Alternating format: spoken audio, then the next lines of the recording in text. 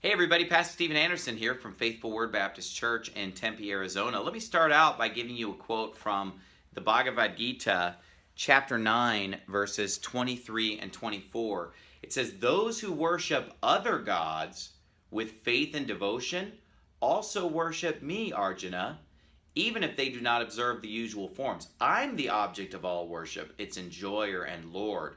But those who fail to realize my true nature must be reborn." So again, the title of this book, the Bhagavad Gita, which is one of the most famous Hindu scriptures, means the song of the Lord. That's the title of the book, the song of the Lord. And the Lord of Hinduism, the Lord of this book, says that those who worship other gods are worshiping me, basically. That's what he says. Well, let's compare that with what the Bible says about worshiping other gods, because this is a theme that comes up over and over again in the Bible. For example, Exodus 23, verse 13, "And in all things that I have said unto you, be circumspect, and make no mention of the name of other gods, neither let it be heard out of thy mouth." Deuteronomy 7:4, "For they will turn away thy son from following me, that they may serve other gods. So will the anger of the Lord be kindled against you, and destroy thee suddenly."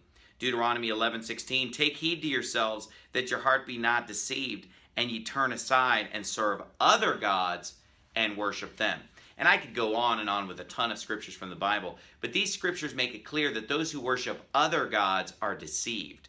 Those who worship other gods are provoking the Lord to anger. They are serving devils. They're serving demons if they serve other gods. Well, the Lord of the Bhagavad Gita says the opposite. He said, hey, if you're serving other gods, you're worshiping me. I'm the object of all worship.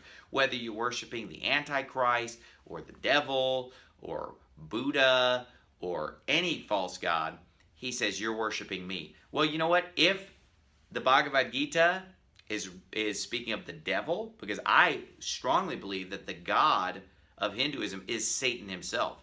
He describes himself in the Bhagavad Gita as a serpent and all these other things. So that makes sense, because the Bible teaches that when you worship other gods, you're worshiping devils. And then the God of Hinduism says, well, if you worship other gods, you're worshiping me. Why? Because he's the devil.